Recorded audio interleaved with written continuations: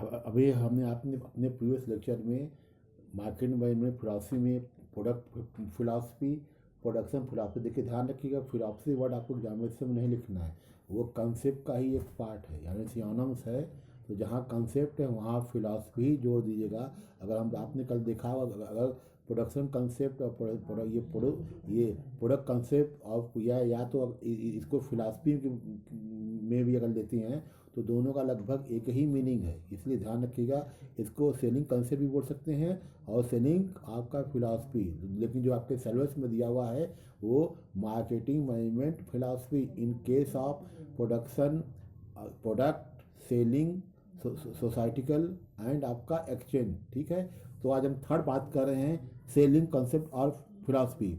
तो उसको समझिए। The selling concept hold the idea consumer will not buy enough of the firm product unless it undertake a large scale selling and promotion effort। ठीक है, here the management focus on creating sales transaction rather than on building long term profitable customer relationship। In other words, the aim to sell what the company makes rather than making what the market wants। Such an aggressive selling program carries very high risk. सही बात है। अगर बात करते हैं company क्या बनाती है, मार्केट में जो कंज्यूमर है वो क्या चाहते हैं, इन दोनों का लगभग देखा जाए बहुत ही टेढ़ा रिलेशनशिप होता है।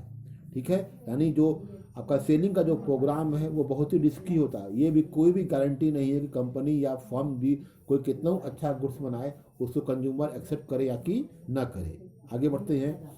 The selling concept, the marketer assume that customer will okay into buying the product, will like if they do not like it will be possibly forget their disappointment and buy it again later। This is the usually a very poor and costly assumption। सही बात करें, कभी जो भी customer हैं मान लीजिए कोई प्रोडक्ट को खरीदता है उसको सेटिस्फाइड नहीं होते हैं, लेकिन कुछ दिन बाद या कुछ दिन बाद हो सकता है दोबारा फिर वो प्रोडक्ट को करे, वो उस प्रोडक्ट को फिर खरीदे फिर बाय करे।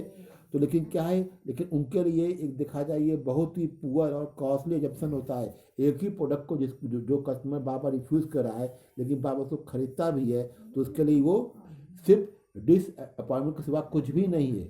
ये आपका सेलिंग एफर्ट, सेलिंग कंसेप्ट और सेलिंग फिलॉसफी का एक पार्ट है। Typically the selling concept is practice with the unsold goods।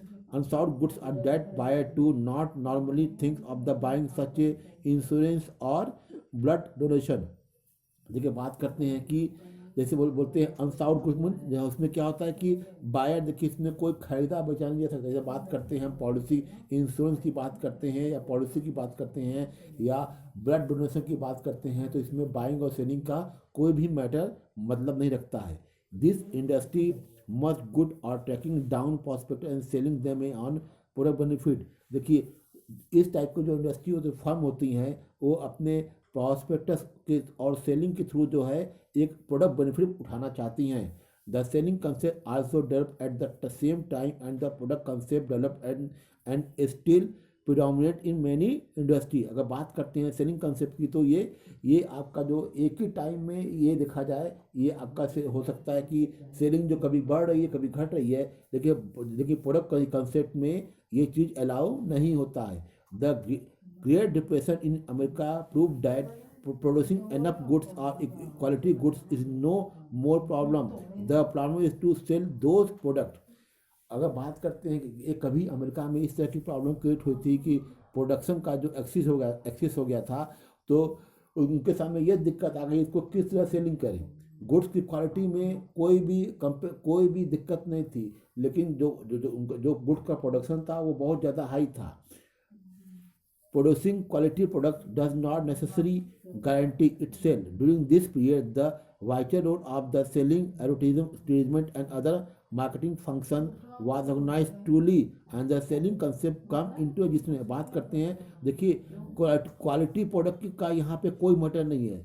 हम मैटर क्या है कि उसको किस तरह हम एडवर्टाइज करें, यानी किस तरह उसको एडवर्टाइज करें कि हमारा ये जो प्रोडक्ट है भले इसमें देखा जाए कोई बहुत ज़्यादा क्वालिटी नहीं होती है, लेकिन कभी कंपनियां होती हैं अपने एडवर्टीजमेंट से उस प्रोडक्ट को बहुत ज़्यादा हाईली क्वालिफाइड बना देती हैं। as defined by Philip Kotler, it holds that the consumer, if left alone, will ordinarily not buy enough of the organization product. Aggressive selling and promotion activity can guarantee sales. देखिए कि बात Philip कोटनर ने बिल्कुल सही कहा है कि जो आपके देखा जाए जो रेगुलर कस्टमर होते हैं या जो होते हैं वो सेलिंग के लिए बहुत ज़्यादा एग्रेसिव होते हैं, ठीक है। उनके लिए आपका प्रमोशन क्या है, एक तरह से सेलिंग की गारंटी होती है। अगर किसी कंपनी का जो प्रमोशनल है या जो एडवर्टीजमेंट है वो बहुत ज़्यादा अगर वो एग्रेसिव होता है। According to him, consumer typically show buying entire and sometimes resistant to buying and have been influenced by the different means to so that they are agree to buy। कभी कभी देखा जाए जो कंज्यूमर होते हैं typically वो show करते हैं कि हम कुछ चीज़ को खरीदते हैं और कुछ चीज़ को बाद में खरीदते हैं। मतलब क्या होता है, जैसे कुछ प्रोडक्ट जैसे डेली यूज़ के प्रोडक्ट है वो क्या करते हैं, उसमें से कुछ प्रोडक्ट को तुरंत खरीदते हैं और कुछ प्रोडक्ट के लिए थोड़ा सा वेट करते हैं कि हो सकता है कि इसमें कुछ क्वालिटी इसमें चेंज हो जाए। लेकिन जो सेलिंग कंसेप्ट क्या होता है, वो जो कंपनियां चाहती हैं उनका जो सेल का टारगेट है वो कम ना हो। दोनों में देखा जाए जो कंज्यूमर एफर्ट है और जो सेलिंग एफर्ट है वो दोनों का अपना अलग अलग जो है मेनली रोल होता है। The company function is to influence consumer by using all possible sales techniques so that they are encourage to buy मोर।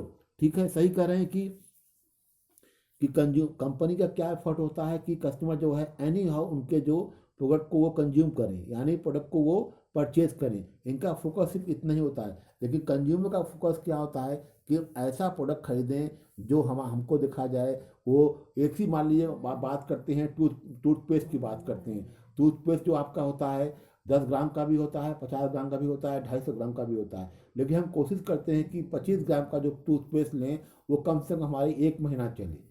तो कंज्यूमर ये सोचता है और कंपनियां ये सोचती हैं कि वही वो जो कस्टमर है हमारे जो है वो 50 ग्राम का भी ले, 10 ग्राम का भी ले, 250 ग्राम का भी ले। तो वो क्या करती हैं, एक ही पैकेट में जो है तीनों टाइप के जो आपके पेस्ट को वो उसमें मॉडिफाई कर देती हैं। एज कोटलर से the selling concept is the practice most aggressively with enough goods, those goods that buyer normally do not think of buying, such as insurance, आपका फ्यूल पर जैसे बात कर रहे हैं, कुछ ऐसे गुड्स होते हैं जैसे बात करते हैं इंश्योरेंस की बात करते हैं या ब्लड डोनेशन की बात करते हैं या फ्यूल फॉर पायलट की बात करते हैं, जिसमें बाइंग और सेलिंग का कोई भी रोल नहीं होता। The concept is mostly used in the case of the overcapacity where a firm want to sell what is make।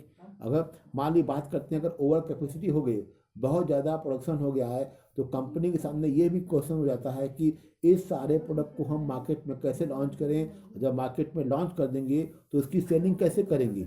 It starts with the point of production which focus on product and its aim to earn profit through increased sale volume and the means used the selling and promotion।